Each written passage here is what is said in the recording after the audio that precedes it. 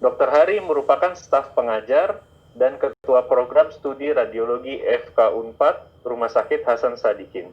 Beliau juga sangat aktif dalam publikasi ilmiah dan juga pengalaman riset. Kepada Dr. Hari, kami persilahkan. Baik, terima kasih Dr. Amal dan Bu Sisi.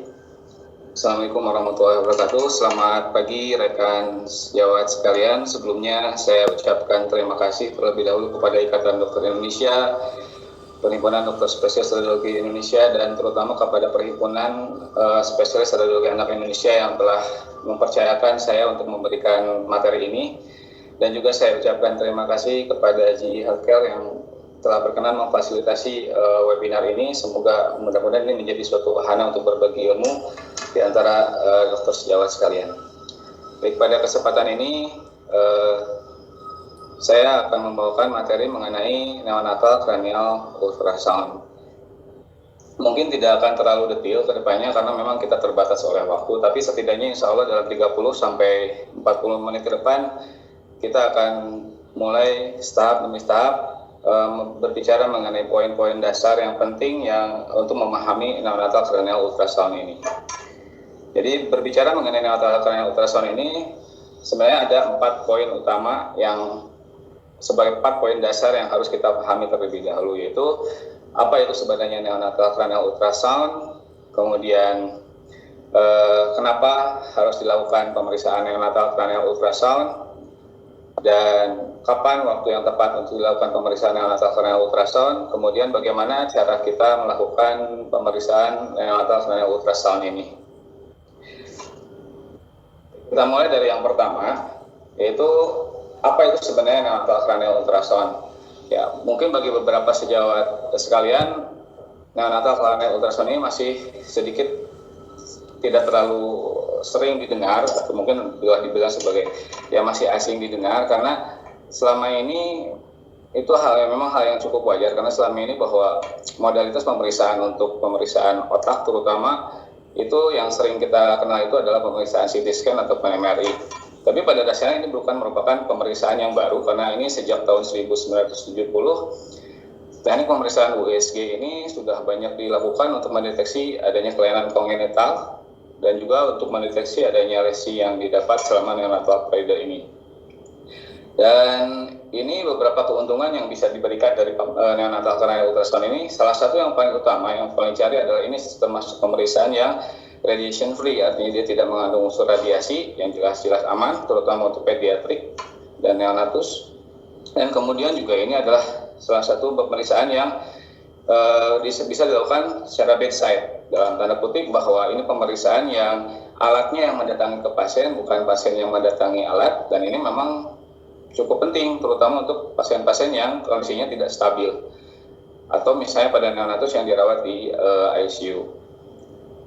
Lalu apa saja sih sebenarnya yang bisa dilakukan dengan pemeriksaan neonatal cranial ultrasound ini?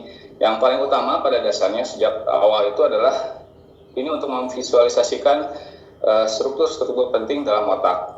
Jadi dengan pemeriksaan grayscale, lalu kita bisa melihat apakah ada kelainan atau tidak di struktur otak tersebut.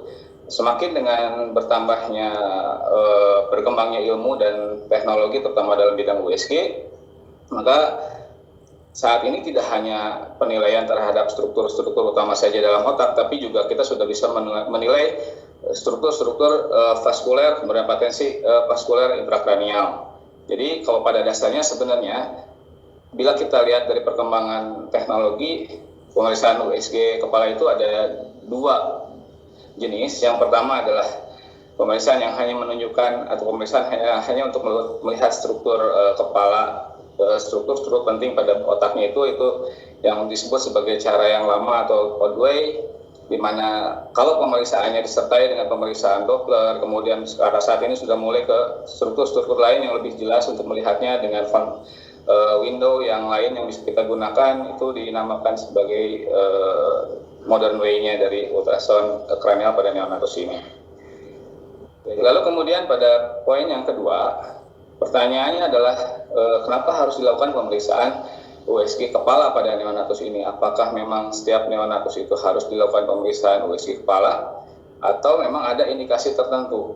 Jadi sebenarnya pada dasarnya pemeriksaan USG pada neonatus ini sah-sah saja bisa dilakukan pada neonatus yang manapun boleh saja, karena dari sisi radiasi toh tidak ada efek radiasinya. Tapi terdapat indikasi yang penting yang bisa kita lakukan pemeriksaan cranial USG ini pada neonatus. Salah satunya adalah bahwa bila neonatus tersebut memiliki risiko atau dicurigai mengalami brain injury.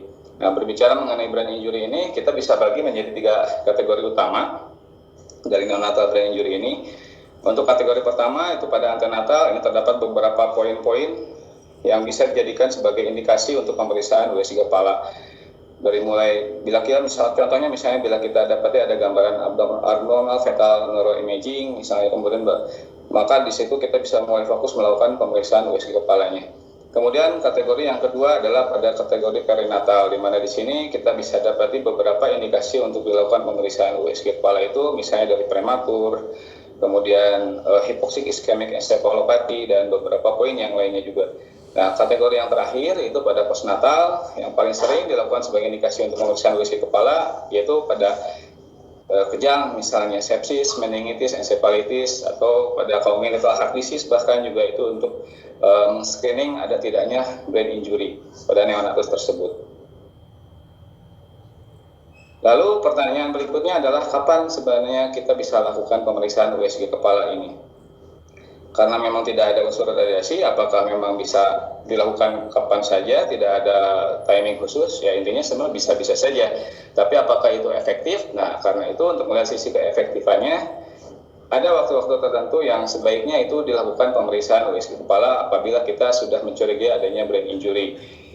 Nah, di sini kita bagi 2 kelompok. Yang pertama adalah kelompok preterm infant. Di sini juga dari preterm infant ini kita bagi lagi menjadi 2 kelompok. Kelompok yang pertama adalah yang memiliki gestational age sebelum 28 minggu atau dengan berat badannya kurang dari 1000 gram. Lalu kapan waktu yang tepat untuk kelompok ini? Di sini dikatakan bahwa waktu-waktu yang sebaiknya dilakukan pemeriksaan USG kepala itu pada hari pertama, hari ketiga, hari ke-7, hari ke-14, 21, 28, dan kemudian dilakukan pemeriksaan setiap minggu sampai mencapai term equivalent age-nya. Nah, tentunya memang ada alasan kenapa kita lakukan pemeriksaan pada hari-hari tersebut. Jadi, sebagai contoh misalnya kenapa pada hari pertama, intinya itu untuk merule out adanya antenatal brain injury sebelumnya, atau juga untuk merule out juga ada tidaknya kelainan kongenital. Kemudian pada minggu pertama itu terutama untuk mendeteksi adanya germinal matrix hemorrhage atau post hemorrhagic infarct atau juga pada cerebellar hemorrhage. Jadi intinya segala sesuatu yang berhubungan dengan perdarahan di brainnya. Karena salah satu berdasarkan teori bahwa konsep terjadinya GMH itu terutama pada 50% neonatus itu terjadi pada hari pertama saat lahir. Dan ini bisa mulai terdeteksi setelah 72 jam itu oleh USG sudah bisa terdeteksi. Jadi di sini bisa terwakili dari hari ketiga itu berarti awal minggu pertama, kemudian hari ke-7 akhir minggu pertama, di situ kita bisa langsung screening ada tidaknya perdarahan. Kemudian pada minggu kedua misalnya diwakili oleh hari ke-14 itu intinya untuk mendeteksi apabila memang sebelumnya kita sudah dapat gambaran kelainan misalnya perdarahan atau yang lainnya tentang perdarahan. Nah, di USG pada minggu kedua ini kita langsung untuk melihat perkembangannya untuk mendeteksi ada tidaknya post hemorrhagic ventricular dilatation. Itu yang pertama. Kemudian juga pada minggu kedua ini kita sudah bisa mulai fokus menilai white matter-nya bagaimana. Karena kelainan-kelainan akibat iskemik terbentuknya sistik di daerah periventrikular itu terjadi pada minggu-minggu kedua ini. Kemudian juga kita bisa lihat sequel dari brain infection misalnya. Kemudian juga pada keadaan-keadaan di mana ada left intraventricular hemorrhage, meskipun ini kondisinya relatif jarang.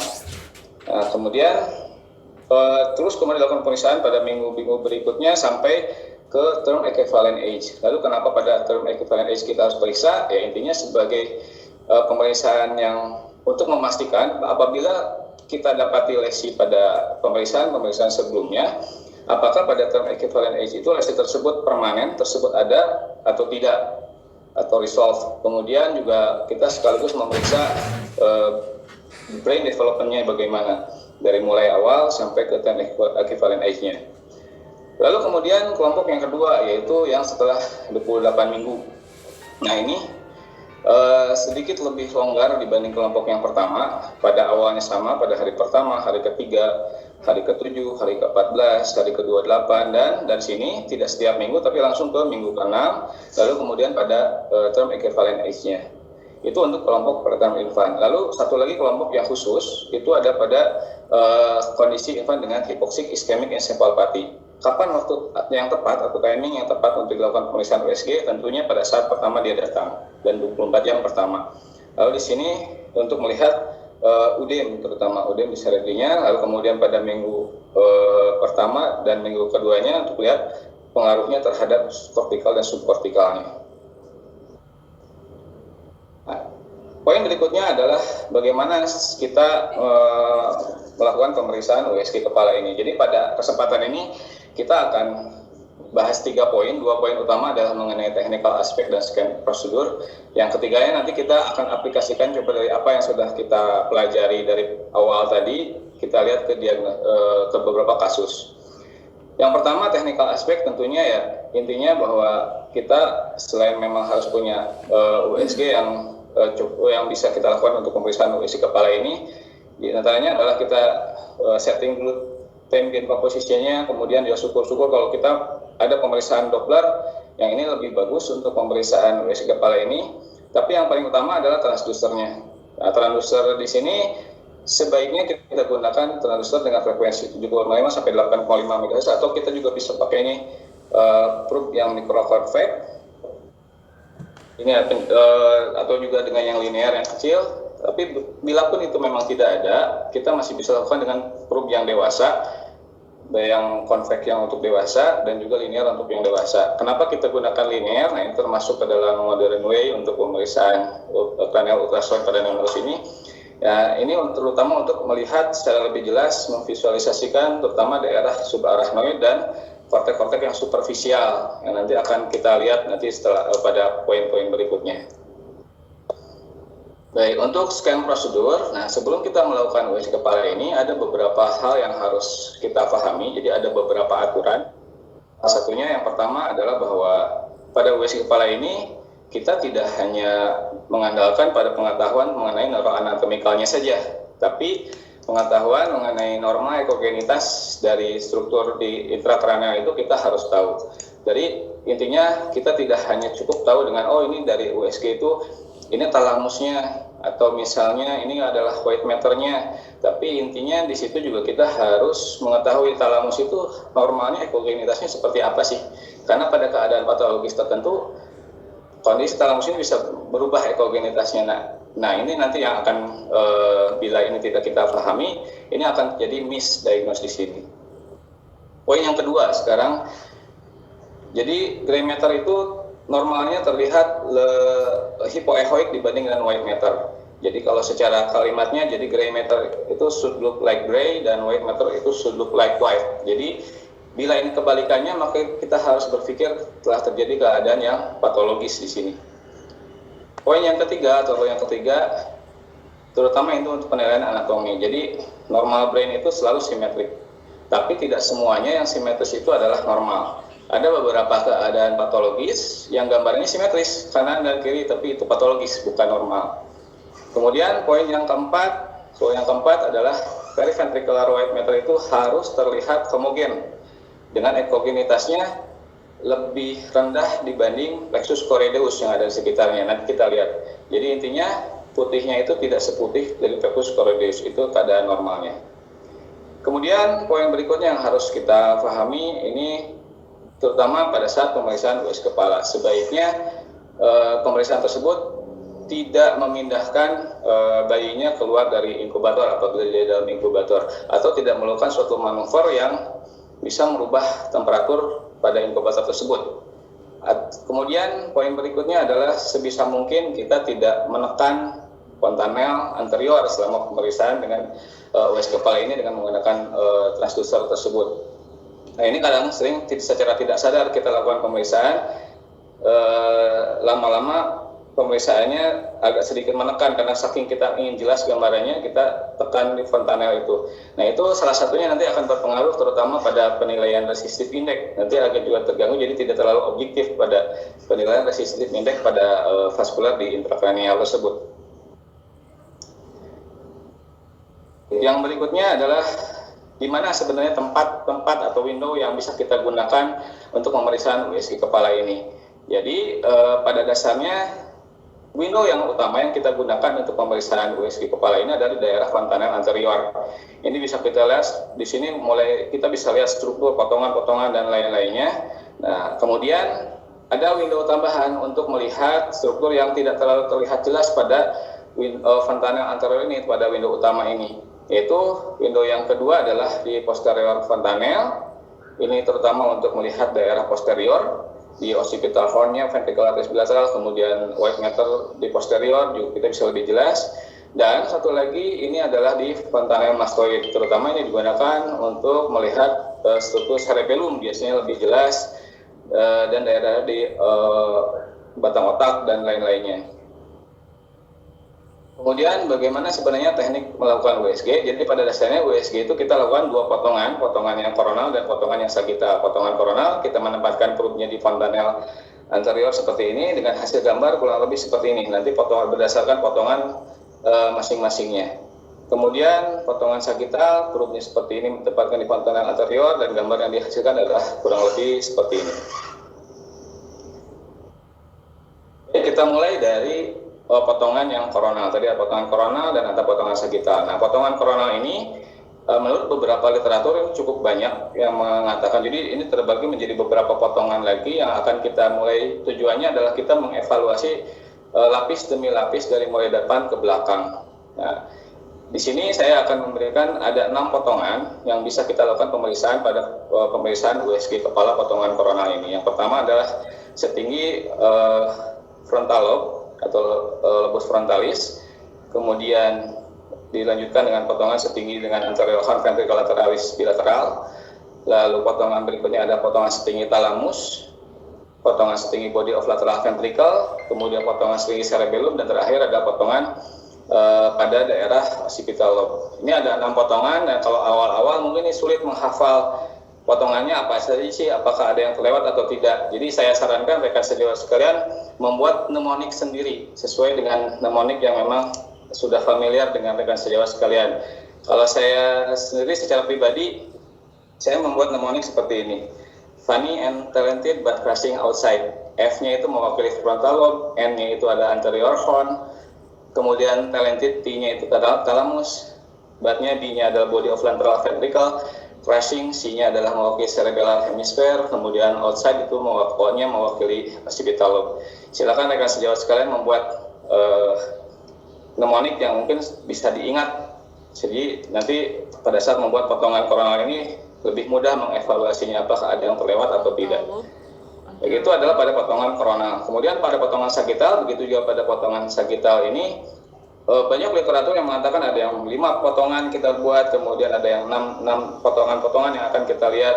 Tapi pada kesempatan ini saya akan merangkum semuanya menjadi 3 buah potongan yang harus, ya, tidak boleh tidak, kita ini harus lakukan pada pemeriksaan USG kepala ini. Jadi potongan yang pertama adalah potongan setinggi mid sagittal, kemudian di daerah parasagittal, lalu parasagittal jauh setinggi daerah fissura sylvii. Yaitu jenis-jenis potongan pada USG. Kita akan bahas dari yang pertama adalah potongan koronal setinggi frontal lobe. Nah, pada saat potongan koronal setinggi frontal lobe ini gambarannya kurang lebih seperti ini.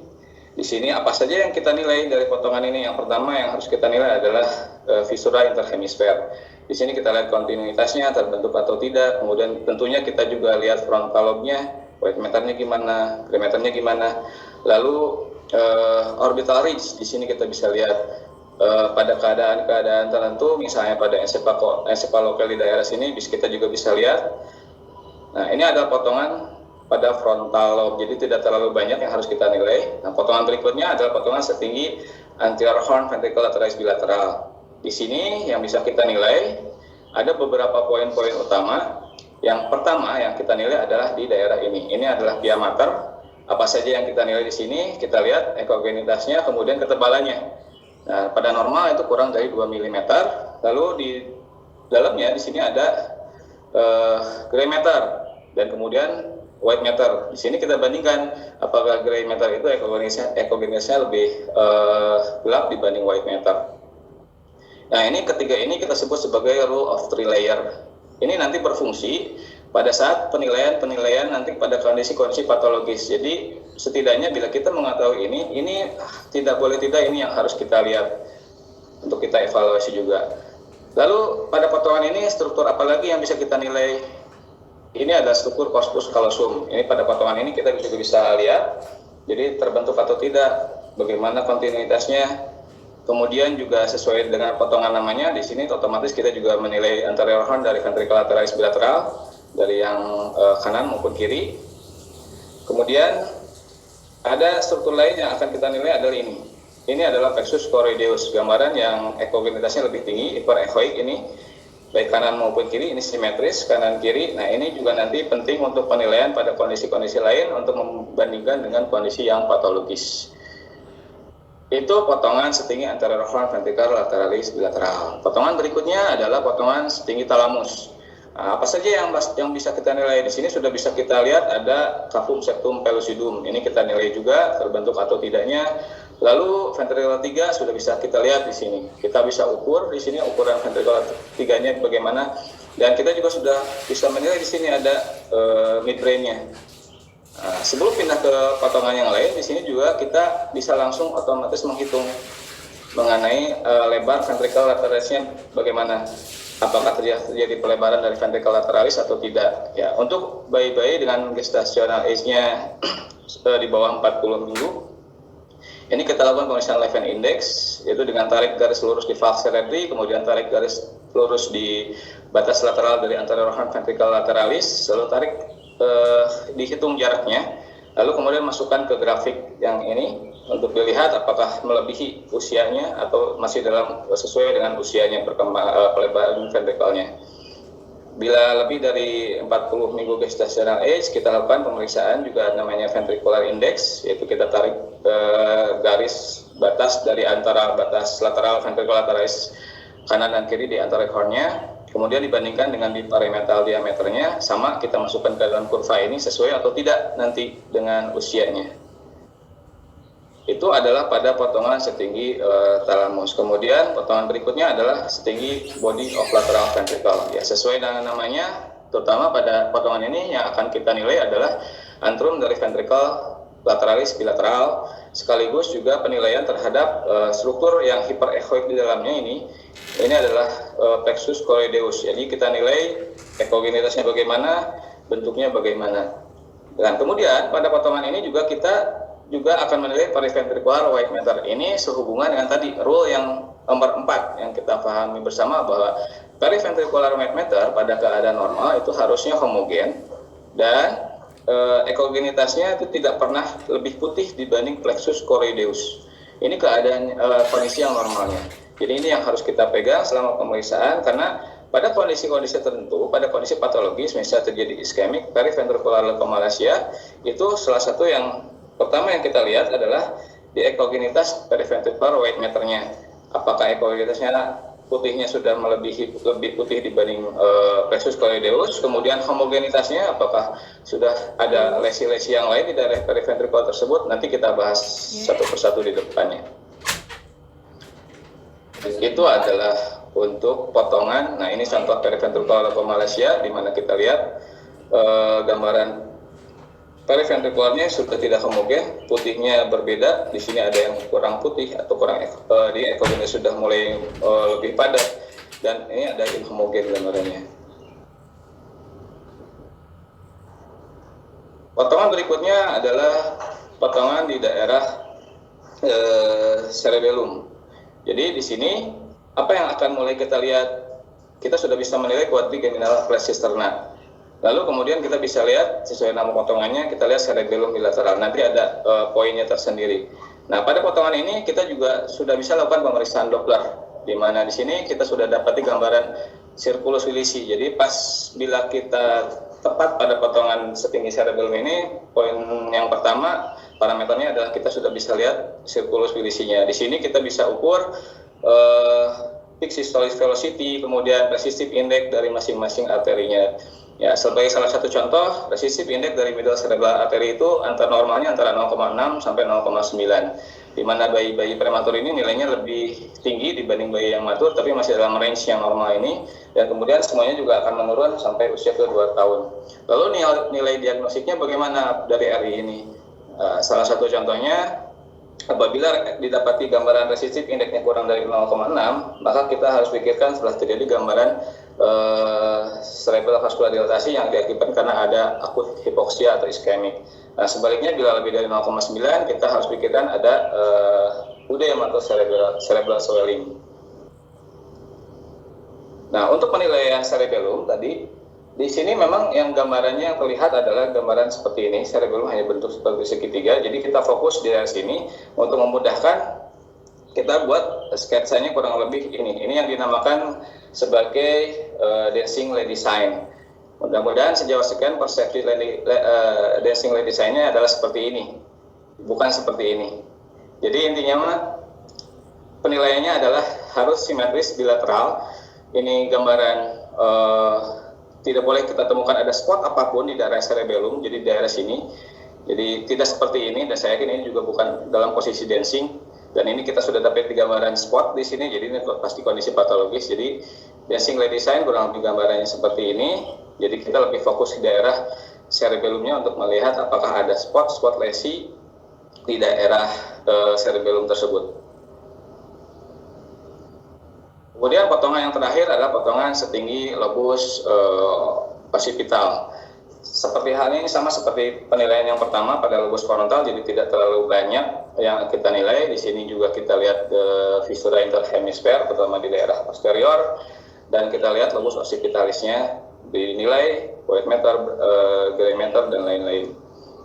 Itu untuk potongan yang koronal. Lalu kita mulai potongan sagittal. Tadi telah dijelaskan sebelumnya bahwa di sini saya akan merangkum menjadi 3 potongan yang tidak boleh tidak itu harus kita lakukan pemeriksaan. Lalu kenapa itu begitu penting? Ini kita lihat dari potongan yang pertama pada mid sagittal. Kenapa potongan ini penting? Pada potongan ini kita bisa menilai struktur ventrikelnya. Dari mulai ventrikel lateralis bilateral, kemudian juga kita lihat ventrikel 3, ventrikel 4. Di sini ada aqueductus sylvii. Pada kondisi patologis di mana terjadi hidrocephalus yang non komunikan, kita bisa lakukan pemeriksaan uresi kepala pada potongan mid sagittal ini. Jadi untuk kita lihat di sini aqueductus sylvii-nya bagaimana, apakah terjadi stenosis atau tidak, karena sering juga ini penyebab terjadinya hidrocephalus yang non komunikan. Kemudian salah satu parameter untuk bisa untuk menentukan bahwa kita telah pas gambaran mid sagittalnya adalah ini. Kita dapati gambaran struktur hyperechoic seperti ini. Ini dinamakan gambaran lady in dress. Kalau secara abstrak memang tidak terlihat lady ataupun dress. Jadi, nah kurang lebih seperti inilah secara gambarannya. Jadi ini dinamakan lady in dress. Nah, bila sudah kita dapat di gambaran hyperechoic seperti ini tepat berarti potongan kita sudah sampai di mid sagittal, pas di mid sagittal. Lalu potongan berikutnya yang tidak kalah pentingnya juga adalah potongan parasagittal. Lalu parasagittal yang mana yang memang penting? Potongan yang ini, di mana kita bisa menunjukkan ada gambaran groove di daerah sini, ada lekukan, di mana ini merupakan perpotongan antara nukleus caudatus dengan thalamus, di mana di sini ada caudothalamic groove namanya, dan ini yang putih ini adalah plexus choroideus yang berakhir di daerah lekukan ini. Jadi pada keadaan normal, groove ini harus terlihat. Justru pada saat kita lakukan pemeriksaan di daerah ini, groove-nya tidak terlihat, kita harus pikirkan itu sudah terjadi kondisi patologis. Yang paling sering yaitu germinal matic hemorrhage di daerah situ. Lalu kemudian potongan berikutnya yang juga sama, ini tidak boleh terlewatkan, adalah potongan setinggi viscera sylvii. Di sini kenapa begitu pentingnya juga nanti ini salah satu utamanya adalah untuk melihat struktur patensi dari arteri cerebri media. Bila kita pada saat pemeriksaan dokter tidak dapat dengan tepat gambaran arteri cerebri media di potongan koronal. Di sini kita bisa langsung pemeriksaannya lebih jelas terlihat di daerah visual field-nya ini. Kemudian di sini juga kita bisa lihat ada tidaknya misalnya efek desak massa atau perdarahan di daerah ini. Kita juga bisa lihat white matter-nya bagaimana, kemudian gray matter-nya bagaimana untuk penilaian di daerah potongan parasakital jauh ini. Itu adalah potongan untuk main window, untuk window utamanya. Nah, ada potongan satu lagi yang juga ini bisa kita lakukan pemeriksaan, terutama untuk menilai daerah cerebellum. Ini di daerah fontanel mastoid. Nah, pemeriksaan di daerah sini ini akan menunjukkan gambaran seperti ini. Ini adalah daerah cerebellum. Tadi kalau cerebellum yang kita lihat pada potongan koronal maupun sagittal itu hanya bagian yang kecil. Di sini sudah bisa lebih detail terlihat gambarannya. Cerebellum berikut dengan ventricle 4-nya kita bisa lihat. Dan bahkan kita sudah bisa lihat cisterna magna di sini untuk kita nilai. Nanti pada potongan-potongan ini juga kita bisa lihat secara lebih jelas ada tidaknya misalnya perdarahan atau iskemik di daerah sini.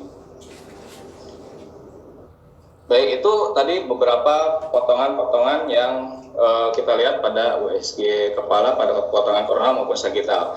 Sekarang mari kita aplikasikan, kita lihat beberapa kasus yang akan saya tunjukkan di sini. Kasus yang pertama adalah preterm infant 28 minggu gestational age, ini screening hari ketiga. Nah, ini adalah potongan setinggi talamus.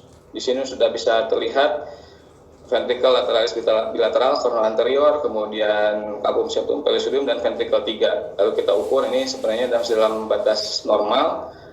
Tidak ada pelebaran, kemudian kita lihat juga di sini pia maternya bagaimana, tidak terlalu hiperechoik, kemudian kita lihat juga ketebalannya, di sini ukur sepertinya ini masih tidak lebih dari 2 mm, gray matter dan white matternya masih normal, tapi di sini kita lihat ada gambaran hiperechoik atau gambaran ekogenitas yang meningkat, yang tidak simetris. Ini hanya ada di sebelah kiri, yang kanan tidak ada. Nah, seperti yang kita lihat ke belakang bahwa di potongan ini ada struktur yang sama. Nah, ini pada gambaran yang normal dan juga ada gambaran hiperechoik tapi ini simetris bilateral. Jadi kemungkinannya ini ada dua. Ini adalah keadaan normal di mana ini merupakan suatu plexus coideus, cuma memang pas potongannya pengambilannya tidak pas sehingga kelihatan cuma sebagian, atau ini adalah keadaan patologis di mana itu sudah menunjukkan terjadinya perdarahan di daerah germinal matrix atau yang sering kita kenal sebagai germinal matrix hemorrhage. Lalu bagaimana cara konfirmasinya dengan USG? Jadi kita lihat dengan potongan sagittalnya. Potongan sagittal yang mana? Terutama di daerah potongan yang parasagittal tadi. Seperti yang tadi telah kita ketahui bahwa pada potongan parasagittal di sini yang poin utama yang akan kita nilai adalah caudothalamic groove-nya, pertemuan antara nucleus caudatus dengan potongan dari talamusnya ini, groove-nya harus terlihat dengan jelas, di mana plexus coideus itu berakhir di daerah groove ini. Nah, pada potongan ini sudah tidak bisa kita lihat lagi ada caudothalamic groove-nya, sudah terobliterasi oleh gambaran ini yang hiperechoik, yang ini menandakan telah terjadi kondisi patologis yang kita kenal sebagai germinal matrix hemorrhage.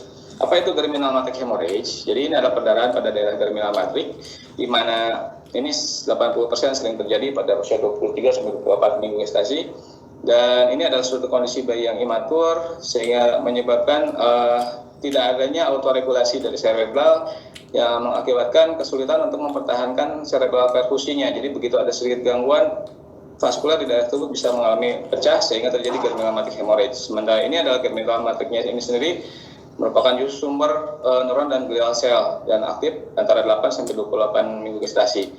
Dan ini adalah daerah yang kaya seluler dan kaya vaskuler, kaya sel dan kaya vaskuler yang ini pada saat developmentnya ini migrasi dimulai dari daerah sini.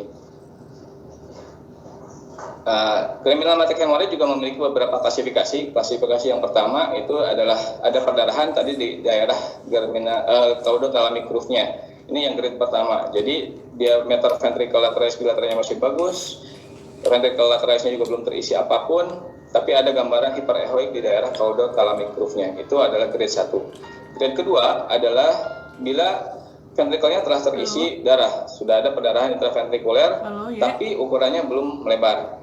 Grade 3, Kenapa? intraventricular hemorrhage dengan ventricular dilatasi. Jadi ventricular sudah melebar, dan karena grade belum 4 itu sudah melibatkan parenkimal. Jadi ada keterlibatan dari parenkim di sana. Itu belum muncul di aplikasi. Gambaran USG-nya kurang lebih seperti ini. Bila kita lihat grade pertama, grade kedua seperti ini, sudah mulai ventrikelnya terisi. Grade 3 ventrikelnya sudah melebar, dan grade 4 ini jelas sudah ada keterlibatan dari parenkimnya. Belum muncul ke yang rating. Itu adalah germinal matrix hemorrhage. Ya, Kasus yang kedua, ini adalah prematur infant 26 minggu gestational age.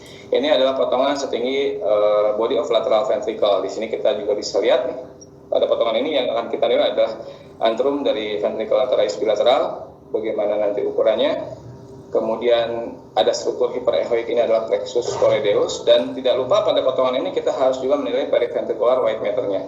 Sebagai rule-nya tadi sesuai dengan awal, bahwa periventricular white matter itu harusnya memiliki ekogenitas yang lebih rendah dibanding plexus choroideus dan harus homogen. Nah, kita bandingkan ke kasus yang ini, kita lihat periventricular white matter-nya sudah tidak homogen, dan ini beberapa bagian sudah putihnya hampir sama malah dengan plexus choroideus, dan kita dapati ada gambaran lesi-lesi kistik di daerah frontoparietal ini. Nah, ini yang kita kenal sebagai periventricular leukomalacia. Apa itu periventricular leukomalacia? Jadi ini merupakan suatu kondisi white matter injury pada bayi-bayi prematur yang mengenai daerah periventrikular. Seringnya nanti akan terjadi terbentuknya ada kavitasi atau pembentukan kista di situ. Ya, sering terjadi pada bayi prematur yang usianya kurang dari 34 minggu, gestasi atau dengan berat badan yang kurang dari 1.500 gram. Dan ini sebagai akibat suatu kondisi hypoxic ischemic lesion yang diakibatkan karena gangguan perfusi juga di daerah watershed area. Nah, ini juga seperti halnya germinal matrix hemorrhage, periventricular leukomalacia ini juga memiliki beberapa klasifikasi atau grade. Grade yang pertama ini hanya terjadi peningkatan ekogenitas dari periventricularnya saja. Jadi tadi kita bandingkan periventricular ekogenitasnya dibanding dengan plexus choroideus. Tapi tidak ada gambaran apapun di sana selain peningkatan ekogenitasnya. Grade kedua itu sudah mulai terbentuk lesi-lesi kistik kecil di daerah periventricularnya. Grade ketiga ini sudah terjadi kistiknya sudah mulai besar, kemudian ada di daerah frontoparietal dan di daerah occipital. Dan grade 4 lesi-lesi kistiknya tersebut sudah sampai ke daerah subkortikal. Itu adalah periventricular leukomalacia. Kemudian kasus berikutnya adalah term infant dengan kejang. Nah, ini adalah potongan setinggi talamus. Apa aja yang kita nilai? Jadi kita mulai berarti dengan penilaian rule of three layer di sini. Kita lihat bagaimana ekogenitas dari sulci atau dari diameternya juga, kemudian white matternya bagaimana, gray matternya bagaimana. Di sini yang mencolok terlihat perbedaannya dengan yang normal adalah ini lebih terlihat lebih putih, lebih ekogenitasnya lebih meningkat dan lebih tebal dibanding dengan yang normal. Jadi ini ukurannya lebih dari 2 mm, tapi di sini white matter dan gray matternya komposisinya masih baik.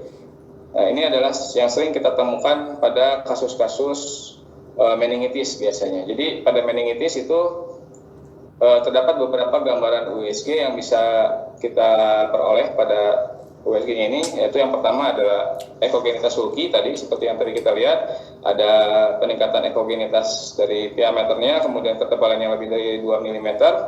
Kemudian ada gambaran ventriculitis, di mana di sini terdapat peningkatan ekogenitas dan irreguler serta menebal dari ependimnya. Dan juga kita bisa dapati gambaran ini yang lebih mudah begitu kita tempel probe. Begitu kita lihat ada ekogenitas debris di intraventrikularnya, ya kita harus pikirkan ada suatu ventriculitis. Kemudian ada ventriculomegaly, ini pembesaran diukur dengan USG nanti. Kemudian ada perubahan dari parenkim baik diffus ataupun vokal nanti di situ. Dan satu lagi ada subdural effusion, di mana pada USG yang akan kita lihat adalah peningkatan extra-axial space-nya. Kasus berikutnya ini adalah term infant dengan asphyxia perinatal yang berat. Nah, ini adalah potongan setinggi talamus juga, tapi yang berbeda di sini adalah pada saat penilaian nanti kita lihat sama seperti tadi bagaimana anterior horn ventricular bilateralnya, kemudian ekogenitas dari masing-masingnya. Di sini yang terlihat mencolok adalah daerah talamusnya begitu jelas kita bisa lihat, pokoknya daerah di daerah basal ganglia ini bisa kita lihat lebih jelas, di mana pada keadaan yang foto yang normalnya adalah kurang lebih seperti ini. Jadi ekogenitas dari talamus itu karena dia termasuk ke dalam gray matter, maka gambarannya harusnya lebih gelap. Nah, pada potongan USG ini terlihat lebih bright, gambarannya lebih hyperechoic. Di mana di sini juga anterior horn dari ventricle lateralis bilateralnya juga sudah tidak terlihat. Ini kondisi dinamakan telah terjadi UDEM, dinamakan slit-like ventricle, dan ini ekogenitas dari basal ganglia yang sudah meningkat. Ini gambaran USG yang sering kita dapati pada keadaan hypoxic ischemic encephalopathy. Sebagai kesimpulan, rekan sejawat sekalian, bahwa transkranial ultrasound ini atau USG kepala pada anak ini merupakan suatu pemeriksaan yang cukup penting untuk melihat kondisi patologis pada neonatus, pada otak neonatus. Jadi ini adalah pemeriksaan yang tidak mengandung radiasi, tidak invasif, dan tidak memiliki efek samping yang berbahaya untuk neonatusnya sendiri. Dan ini terutama adalah pemeriksaan yang bisa kita kerjakan bedside. Ini yang lebih diharapkan karena jadi kita bisa maintenance pasiennya juga. Jadi tidak terlalu ada perubahan environment dari pasiennya, alatnya bisa langsung mendekati ke arah pasiennya untuk melakukan pemeriksaan, terutama pada kondisi-kondisi yang pasiennya tidak stabil. Kemudian teknik pemeriksaan ini sangat berperan di sini. Semakin kita mempelajari teknik USG kepala ini dengan baik, maka sensitivitasnya akan lebih meningkat. Juga kita akan membantu memudahkan treatment pada kondisi-kondisi intrakranial di patologis intrakranial ini.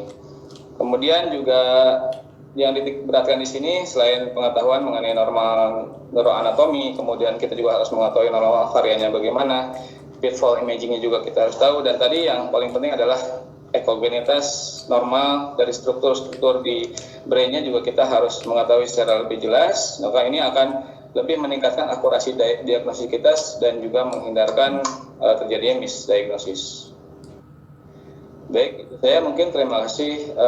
Mudah-mudahan ini bisa dipahami lebih jelas. Terima kasih. Assalamualaikum warahmatullahi wabarakatuh.